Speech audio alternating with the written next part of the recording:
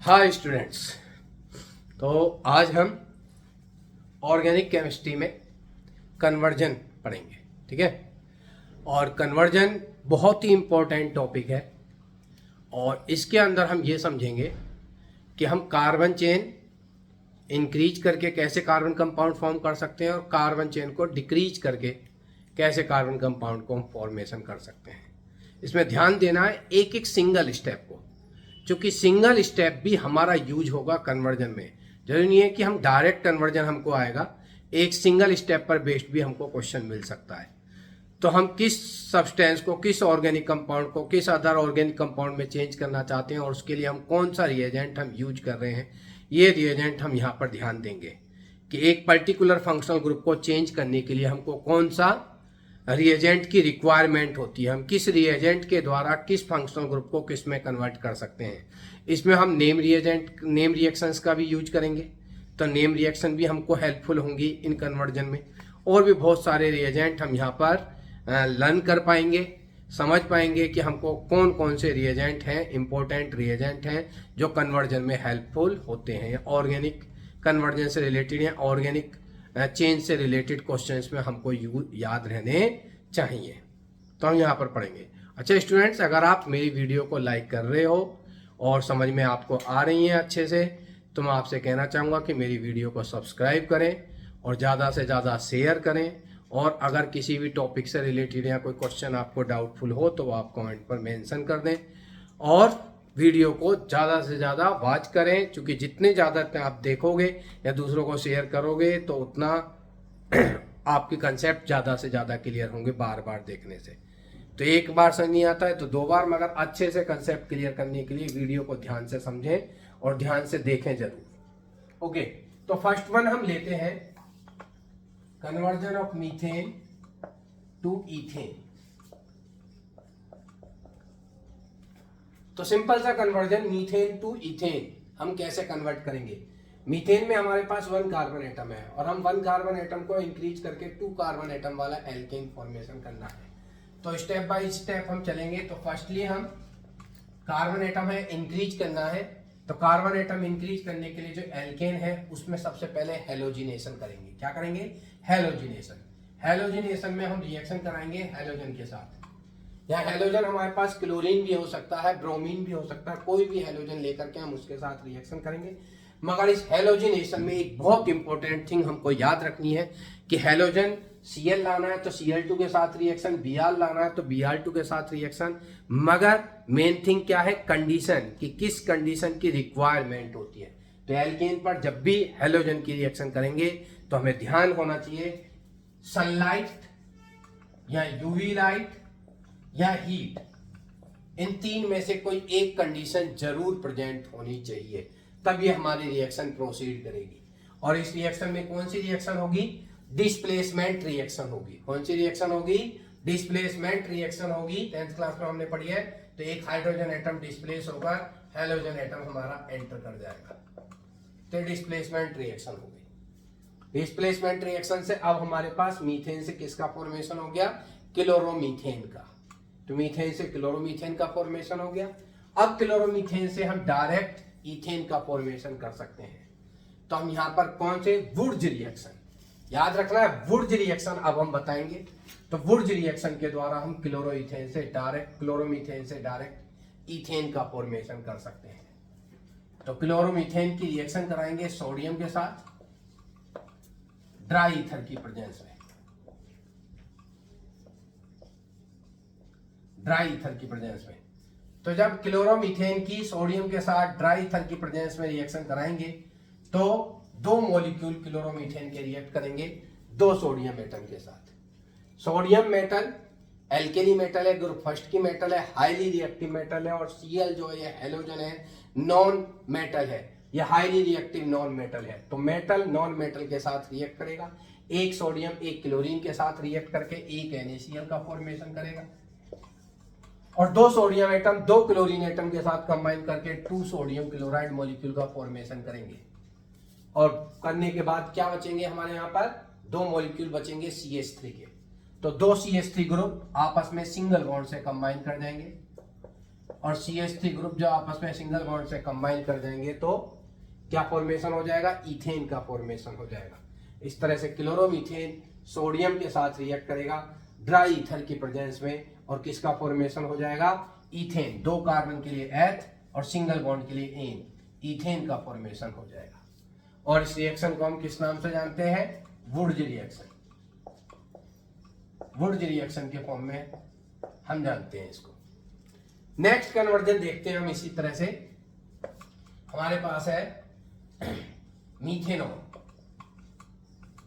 और हमको प्रिपेयर करना मीथेनॉल से इथेनॉल। मीथेनॉल से इथेनॉल का फॉर्मेशन हमको करना है। यहां पर भी number of carbon atom increase हो रहे हैं, 1 कार्बन एटम का इंक्रीज हो रहा है। और इस कन्वर्जन को हम किस तरह से करेंगे, ध्यान से देखें। कौन है हमारे पास, एल्कोहल, और इस एल्कोहल से हम 1 कार्बन ज्यादा वाला एल्कोहल का फॉर्मेशन करेंगे, मीथेनॉल से इथेनॉल का फॉर्मेशन करेंगे। तो फर्स्ट स्टेप फिर वही, इस एल्कोहल को हम कन्वर्ट करेंगे हेलो एल्केन में। किसमें कन्वर्ट कर लेंगे, हेलो एल्केन में कन्वर्ट कर लेंगे। तो ये बार बार स्टेप हमको याद रहना चाहिए, बार बार कन्वर्जन में हेल्पफुल होता है। OH ग्रुप को हटाना है और OH ग्रुप को हटाकर हमको हेलोजन लाना है। तो हम बहुत सारे रिएजेंट हैं, उनमें से किसी भी एक रिएजेंट का यूज हम कर सकते हैं। HCl के साथ हीट कर दें, ये एक रिएजेंट हो गया। या हम SOCl2 के साथ रिएक्शन कर दें तो भी हम OH ग्रुप हटकर Cl आ जाएगा। PCl5 के साथ रिएक्ट करेंगे तो भी OH ग्रुप हटकर हमारा हेलोजन आ जाएगा। तो इस तरह से रिएक्शन कराएंगे तो हमारे पास CH3 में से CH3OH मीथेनॉल किस में कन्वर्ट हो जाएगा, क्लोरोमीथेन में कन्वर्ट हो जाएगा। क्लोरोमीथेन बन गया। और फिर ऊपर की तरह से वुड्स रिएक्शन यूज करेंगे, और वुड्स रिएक्शन यूज करके 2 क्लोरोमीथेन की 2 सोडियम एटम के साथ रिएक्शन कराएंगे। किसकी प्रेजेंस में, ड्राई ईथर की प्रेजेंस में। ड्राई ईथर की प्रेजेंस में क्लोरोमीथेन मॉलिक्यूल सोडियम के साथ, 1 सोडियम 1 क्लोरीन के साथ रिएक्ट करेगा। 2 सोडियम एटम 2 क्लोरीन के साथ रिएक्ट करके 2NaCl का फॉर्मेशन कर देंगे। और 2NaCl फॉर्मेशन के बाद हमारे पास 2 मिथाइल ग्रुप रहेंगे, और दोनों मिथाइल ग्रुप कंबाइन करके इथेन का फॉर्मेशन करेंगे। अब फर्दर इथेन बन गया। अब इथेन से हम बनाएंगे क्लोरोइथेन। क्या बनाएंगे इथेन से, क्लोरोइथेन। तो हमने बताया एल्केन से जब भी हेलो एल्केन बनाना होता है तो रिएक्शन कराते हैं हेलोजन के साथ। तो ये एल्केन है, और इसे क्लोरोइथेन बनाएंगे तो हेलोजन के साथ रिएक्शन कराएंगे। और कंडीशन जरूर याद रखनी है, 3 में से कोई एक कंडीशन अप्लाई करेंगे, या तो सनलाइट की प्रेजेंस में रिएक्शन, या यूवी लाइट की प्रेजेंस में रिएक्शन, या हीट करने पर ये रिएक्शन प्रोसीड करेगी। और इस रिएक्शन में क्या होगा कि यहाँ पे एक हाइड्रोजन एटम क्लोरीन एटम के द्वारा डिस्प्लेस हो जाएगा। तो हमारे पास बनेगा CH3 CH2 Cl। तो डिस्प्लेसमेंट रिएक्शन हो गई, सब्स्टिट्यूशन रिएक्शन हो गई। कौन सी रिएक्शन हो गई, सब्स्टिट्यूशन रिएक्शन हो गई, फ्री रेडिकल सब्स्टिट्यूशन। और इस फ्री रेडिकल सब्स्टिट्यूशन के बाद हमारा हेलो एल्केन बन गया, और इस हेलो एल्केन को हम कन्वर्ट कर सकते हैं एल्कोहल में। तो हेलो एल्केन से एल्कोहल बनाना है तो हम करेंगे न्यूक्लियोफिलिक सब्स्टिट्यूशन रिएक्शन। कौन सी रिएक्शन, न्यूक्लियोफिलिक सब्स्टिट्यूशन रिएक्शन। यहाँ पहले हमने कौन सी की, एल्कोएच OH ग्रुप को हटाया, हेलोजन को लाए। तो एल्कोहल ग्रुप को हटाकर हेलोजन ग्रुप लाने के लिए HCl की प्रेजेंस में ही SOCl2 के साथ रिएक्ट करा दिया। फिर हमने क्या कराया, हेलो एल्केन को वुड्स रिएक्शन के द्वारा क्लोरोमीथेन को इथेन में कन्वर्ट कर दिया। फिर इथेन का क्लोरीनेशन किया सनलाइट, यूवी लाइट या हीट के द्वारा। तो फ्री रेडिकल सब्स्टिट्यूशन से इथेन कन्वर्ट हो गया क्लोरोइथेन में। और अब क्लोरोइथेन को अल्कोहल में चेंज करना है तो न्यूक्लियोफिलिक सब्स्टिट्यूशन कैसे होगी, NaOH सोडियम हाइड्रोक्साइड, कौन सा, एक्वस। एक्वस मींस NaOH को वाटर में डिजोल्व कर देंगे। या NaOH की जगह हम KOH एक्वस भी यूज कर सकते हैं, एक्वस KOH।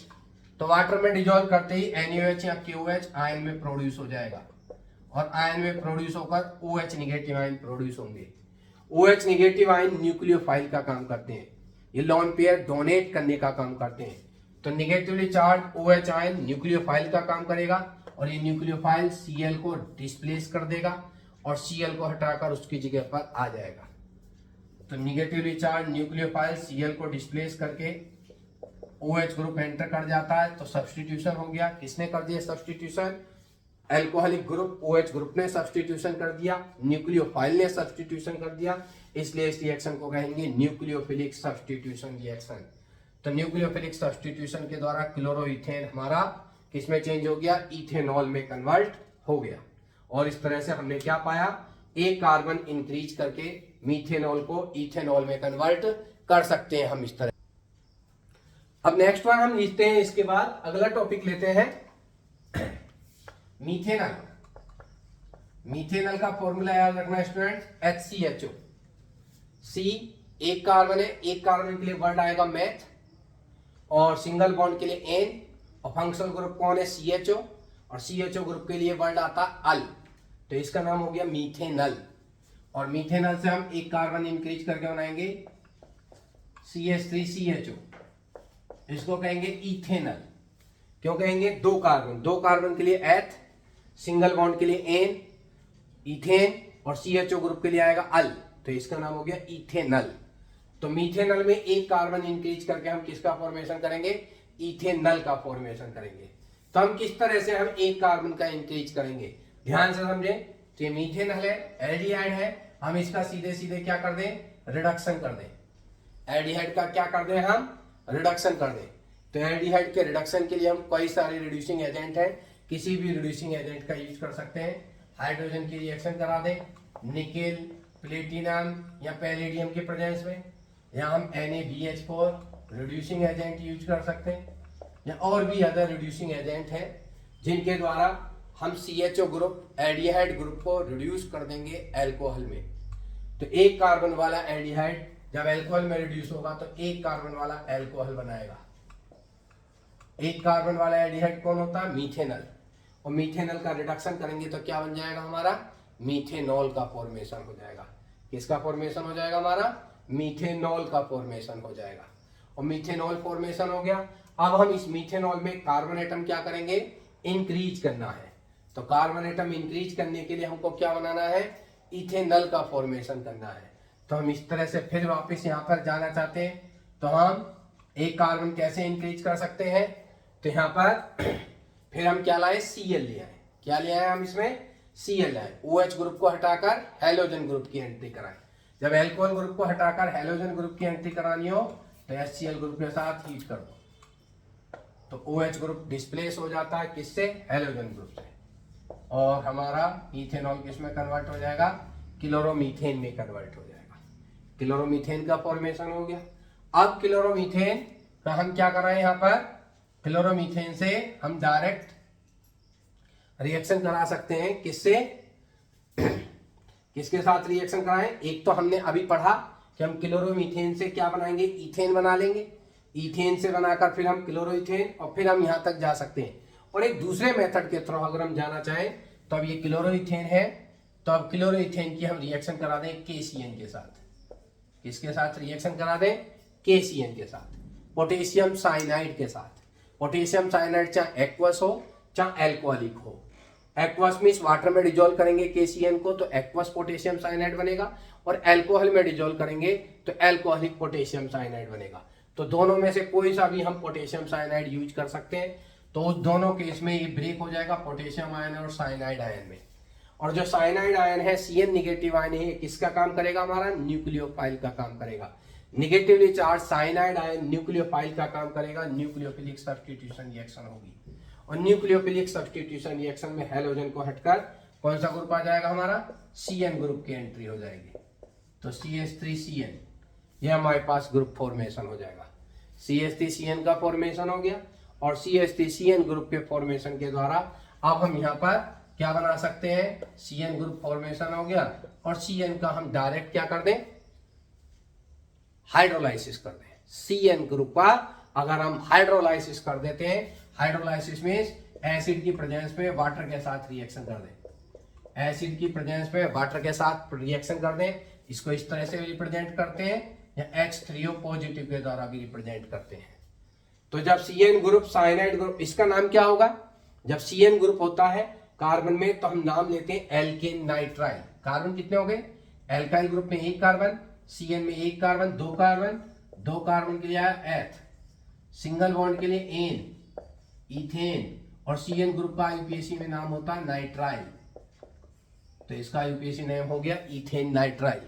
अब इस इथेन नाइट्राइल या कॉमन नेम है इसका मिथाइल साइनाइड। मिथाइल साइनाइड का जब हाइड्रोलाइसिस कराएंगे तो हाइड्रोलाइसिस कराने पर Cn ग्रुप क्या हो जाएगा, हाइड्रोलाइज होकर COOH में चेंज हो जाएगा। हाइड्रोलाइज करने पर Cn ग्रुप हमारा चेंज हो जाएगा COOH ग्रुप में। तो हमारा मिथाइल साइनाइड किस में कन्वर्ट हो गया, हमारा इथेनोइक एसिड। इथेनोइक क्यों, दो कार्बन के लिए एथ, सिंगल बॉन्ड के लिए एन, इथेन, और COOH ग्रुप के लिए वर्ड आता ओइक एसिड। तो किसका फॉर्मेशन हो गया, हमारा इथेनोइक एसिड का फॉर्मेशन हो गया। इथेनोइक एसिड बन गया।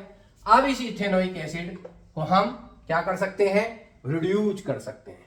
किसमें रिड्यूस कर सकते हैं, LiAlH4 के द्वारा, लिथियम एल्यूमिनियम हाइड्राइड के द्वारा, स्ट्रॉन्ग रिड्यूसिंग एजेंट के द्वारा हम COOH ग्रुप को अल्कोहल में रिड्यूस कर सकते हैं। एक बात ध्यान देनी है कि कार्बोक्सिलिक ग्रुप को रिड्यूस केवल लिथियम एल्यूमिनियम हाइड्राइड ही करता है। Other reducing agent NaBH4, sodium borohydride या हाइड्रोजन निकल कैटलिस्ट की प्रेजेंस में, या सोडियम इथेनॉल, ये कोई भी रिएजेंट कार्बोक्सिलिक ग्रुप को रिड्यूस नहीं करता। केवल कौन, लिथियम एल्यूमिनियम हाइड्राइड ही रिड्यूसिंग एजेंट है जो कार्बोक्सिलिक ग्रुप को प्राइमरी अल्कोहलिक ग्रुप में रिड्यूस कर देगा। तो COOH ग्रुप हमारा रिड्यूस हो जाएगा। और ध्यान देना है कि COOH ग्रुप रिड्यूस होकर क्या बनाएगा, CH2OH। ये याद रखना है, COOH ग्रुप का जब लिथियम एल्यूमिनियम हाइड्राइड के द्वारा रिडक्शन होगा तो COOH ग्रुप हमारा रिड्यूस होकर बनाएगा CH2OH group, primary alcoholic group. तो इथेनोइक एसिड हमारा कन्वर्ट हो गया इथेनॉल में। किसमें कन्वर्ट हो गया, इथेनॉल में। हमको फॉर्मेशन किसका करना है, इथेनॉल का। तब इस इथेनॉल को हम ऑक्सीडाइज करेंगे। किसके द्वारा ऑक्सीडाइज करेंगे, हम दो रिएजेंट है, या तो PCC means P means pyridinium, C means chloro, C means chromate, pyridinium chlorochromate के द्वारा ऑक्सीडाइज कर दें। अगर ये ना हो तो कॉपर की प्रेजेंस में 573 केल्विन पर हीट कर दें।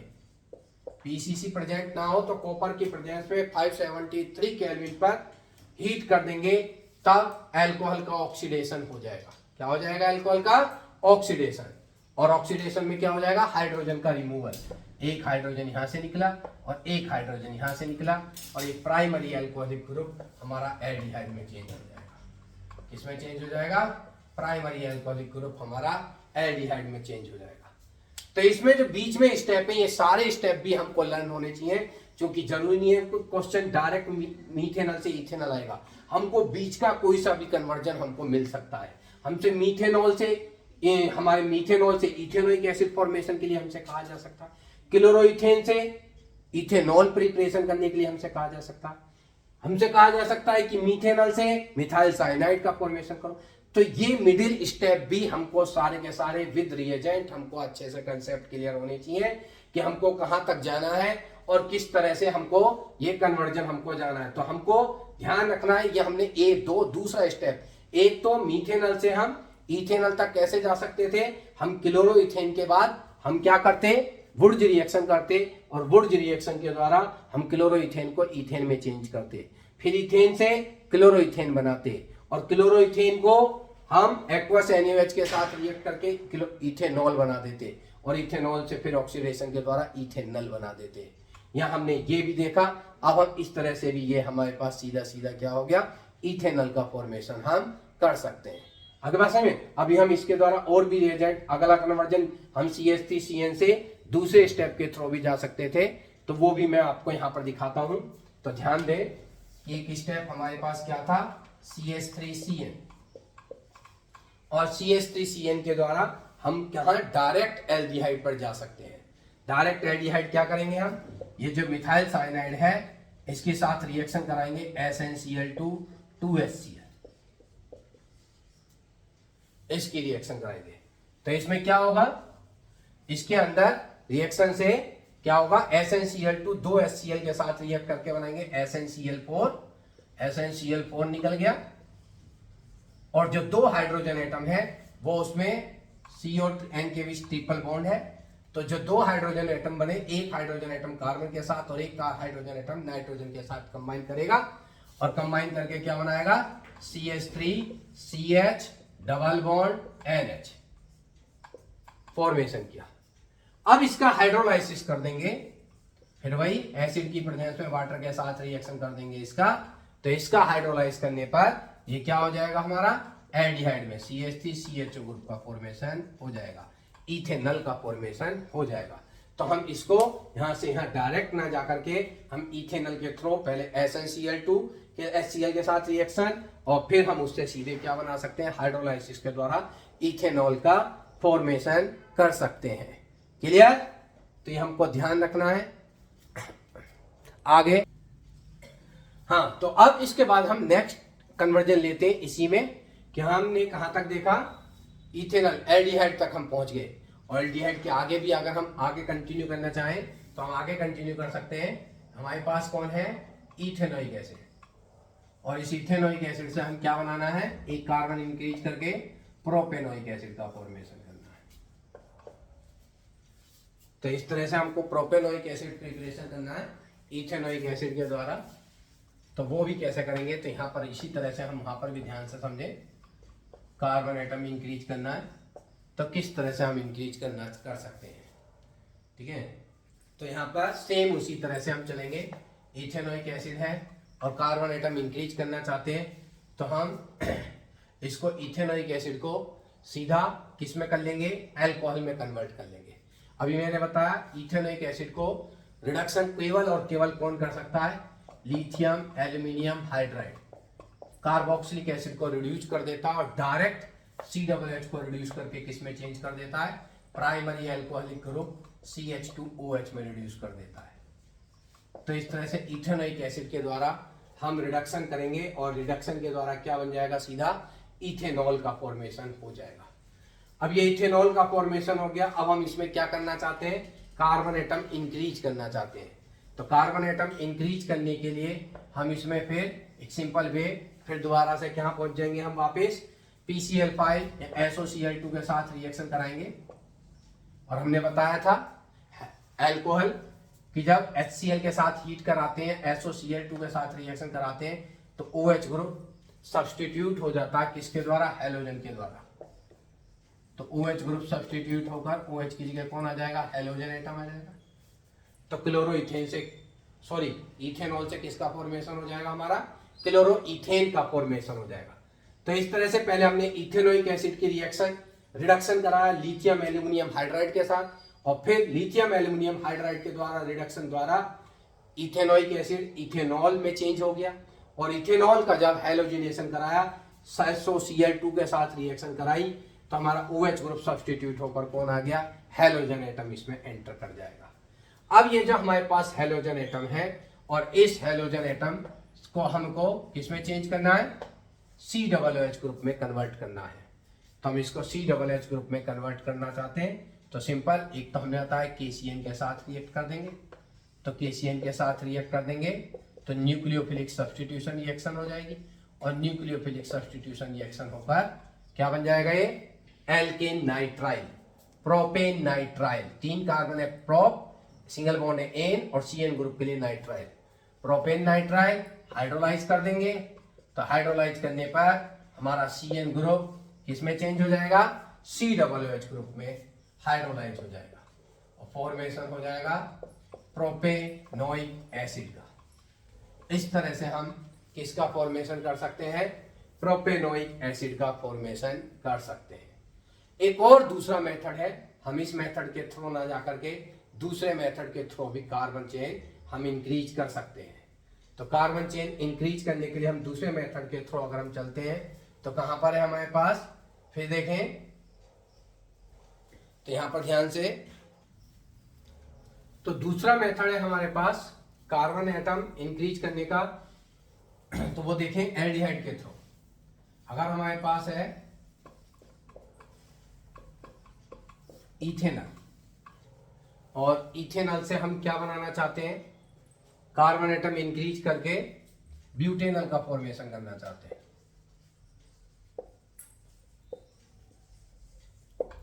तो हम कैसे करेंगे, तो हमारे पास ध्यान दें, इथेनॉल से फॉर्म चेंज करना है और इथेनॉल से हमको number of carbon atom increase करनी है और इथेनॉल से इंक्रीज करके हम ब्यूटेनॉल का फॉर्मेशन करना चाहते हैं।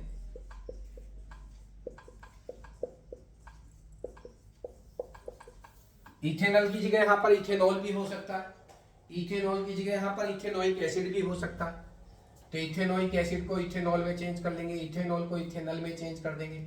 और इथेनॉल हम जानते हैं क्या होता है, एल्डोल कंडेंसेशन रिएक्शन देता है। एल्डोल कंडेंसेशन रिएक्शन कौन देते हैं? एल्डोल कंडेंसेशन रिएक्शन एल्डिहाइड भी देते हैं और एल्डोल कंडेंसेशन हमारे कीटोन भी देते हैं।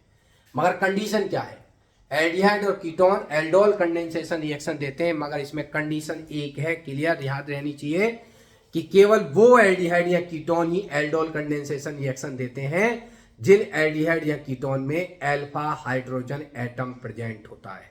कौन से एल्डिहाइड या कीटोन? जिनमें अल्फा हाइड्रोजन एटम प्रेजेंट होता है। फंक्शनल ग्रुप एल्डिहाइड ग्रुप के पास वाला कार्बन अल्फा कार्बन होता है और अल्फा कार्बन पर जो हाइड्रोजन होते हैं उन्हें अल्फा हाइड्रोजन कहते हैं। तो इथेनॉल के पास अल्फा हाइड्रोजन एटम प्रेजेंट है, तो हम इथेनॉल के दो मॉलिक्यूल लेंगे। इथेनॉल के दो मॉलिक्यूल की डाइल्यूट NaOH के प्रेजेंस में रिएक्शन कराएंगे। इथेनॉल के दो मॉलिक्यूल की जब डाइल्यूट NaOH के प्रेजेंस में रिएक्शन कराएंगे तो याद रहे हमेशा जो फर्स्ट मॉलिक्यूल है, पहले वाला मॉलिक्यूल है, उसका फंक्शनल ग्रुप पार्टिसिपेट करता है रिएक्शन में और जो सेकंड मॉलिक्यूल है उसका अल्फा कार्बन पर प्रेजेंट अल्फा हाइड्रोजन भाग लेता है रिएक्शन में। तो एक अच्छे से याद रखना, यहाँ गलती मत करना। जो फर्स्ट मॉलिक्यूल है उसका फंक्शनल ग्रुप एल्डिहाइड ग्रुप भाग लेगा रिएक्शन में और जो सेकंड मॉलिक्यूल है उसका अल्फा कार्बन पर प्रेजेंट हाइड्रोजन रिएक्शन में भाग लेगा। तो यहाँ से बॉन्ड ब्रेक हुआ, हाइड्रोजन पॉजिटिव और कार्बन निगेटिव, यहाँ से बॉन्ड ब्रेक होगा ऑक्सीजन पर निगेटिव और कार्बन पर पॉजिटिव। तो बॉन्ड ब्रेक होकर अब ये CH3 bond single bond CH, ऊपर से डबल बॉन्ड ब्रेक हो गया, single bond O, CH positive है और ये O निगेटिव है, तो निगेटिव O के साथ यहां से H कंबाइन कर गया, OH H पॉजिटिव O के साथ कंबाइन कर गया और CH पॉजिटिव CH2 के साथ कंबाइन कर लेगा। तो CH2 H पॉजिटिव O के साथ कंबाइन कर गया, CH पॉजिटिव CH2 के साथ कंबाइन करके आगे CH2 CHO हो गया। तो aldehyde number of carbon atom increase हो गए, दो इसके टोटल 4 कार्बन वाला एल्डिहाइड बन गया जिसमें OH ग्रुप भी है। फर्स्ट प्रायोरिटी CHO ग्रुप को मिलेगी, तो फर्स्ट कार्बन CHO, फिर सेकंड, फिर थर्ड पर OH है। OH ग्रुप जब साइड में होता है तो हाइड्रोक्सी 3 हाइड्रोक्सी ब्यूटेनॉल बन गया। अब ये हुआ एल्डोल। अब एल्डोल के बाद कंडेंसेशन मींस हम करेंगे हीट। जब हीट करेंगे तो वाटर मॉलिक्यूल रिमूव होगा, एक कार्बन से OH और उसके पास वाले कार्बन से H निकलेगा, तो वाटर रिमूव हो गया। तो कंडेंसेशन में वाटर रिमूव हो गया और क्या बन गया, CH3 CH, OH निकलने से एक वैलेंसी खाली, एक H निकलने से एक वैलेंसी खाली, सिंगल बॉन्ड डबल बॉन्ड में चेंज हो गया CH CHO। ये फिर एल्डिहाइड बन गया, अनसैचुरेटेड एल्डिहाइड। और इसके बाद अब हम क्या बनाना, हमको ब्यूटेनॉल, तो इसका रिडक्शन कर दें, हाइड्रोजन की रिएक्शन निकेल की प्रेजेंस में कर देंगे। तो निकेल की प्रेजेंस में अगर हम कर देंगे तो ये रिडक्शन डबल बॉन्ड का भी हो जाएगा और ये रिडक्शन किसका हो जाएगा, एल्डिहाइड का भी हमारा रिडक्शन हो जाएगा। किसका, डबल बॉन्ड और एल्डिहाइड दोनों का, चूंकि हाइड्रोजन निकेल की प्रेजेंस में हाइड्रोजन डबल बॉन्ड का बॉन्ड भी ब्रेक करके सिंगल बॉन्ड में कन्वर्ट कर देगा और CHO को भी रिड्यूस करके किसमें चेंज कर देगा, हमारा किसमें चेंज कर देगा, एल्कोहल में चेंज कर देगा। तो ये कंपाउंड हो गया CH3 CH2 और CHO रिड्यूस होकर बनाता है CH2OH, एल्कोहल बन गया, नंबर ऑफ ज्यादा कार्बन एटम वाला एल्कोहल। अब क्वेश्चन ये है कि जी हमें तो एल्डिहाइड बनाना था, एल्कोहल नहीं बनाना था, तो आप फर्दर एल्कोहल को वापस एल्डिहाइड में चेंज कर सकते हो। एल्कोहल को एल्डिहाइड में चेंज करने का मैंने पाथ बताया, PCC के साथ रिएक्ट कर दो या कॉपर की प्रेजेंस में 573 केल्विन पर हीट कर दो तो हमारा जो OH ग्रुप है CH2OH ग्रुप है वो CHO में ऑक्सीडाइज हो जाएगा। CH2OH ग्रुप हमारा CHO में ऑक्सीडाइज हो जाएगा और हमको वापस किसका फॉर्मेशन हो जाएगा, ब्यूटेनॉल का फॉर्मेशन हो जाएगा। तो इस तरह से किसका देखा हमने, ये कन्वर्जन हमने इथेनॉल से ब्यूटेनॉल का कन्वर्जन देखा। Means number of carbon atom increase करने का एक और हमने मेथड देखा कि एल्डिहाइड के थ्रू भी हम number of carbon atom increase कर सकते हैं। जैसे वुड्स रिएक्शन के द्वारा number of carbon atom increase किए जाते हैं, उसी तरह से एल्डोल कंडेंसेशन के द्वारा भी क्या number of carbon atom increase किए जाते हैं। स्टूडेंट, अगर यहाँ पर कहीं भी आपको कोई प्रॉब्लम आ रही है, कोई चीज़ समझने में लग रहा है कि अगर इसमें थोड़ा सा इम्प्रूवमेंट हो जाता तो और अच्छा हो जाता, तो आप मुझे सजेस्ट कर सकते हो कि इसमें क्या क्या बेस्ट वन रहेगा। और बाकी अगर आपको अच्छा लग रहा है तो आप इसको ज़्यादा से ज़्यादा शेयर करें, जिससे मेरे को प्रोत्साहन मिले और मैं ज़्यादा से ज़्यादा वीडियो बनाऊं। ठीक है, इसको तो कंटिन्यू आप इसको शेयर करें, लाइक करें, ज़्यादा से ज़्यादा लाइक करें और शेयर करें। नेक्स्ट वन हम इसी में एक आगे ले लेते हैं, दूसरा कन्वर्जन।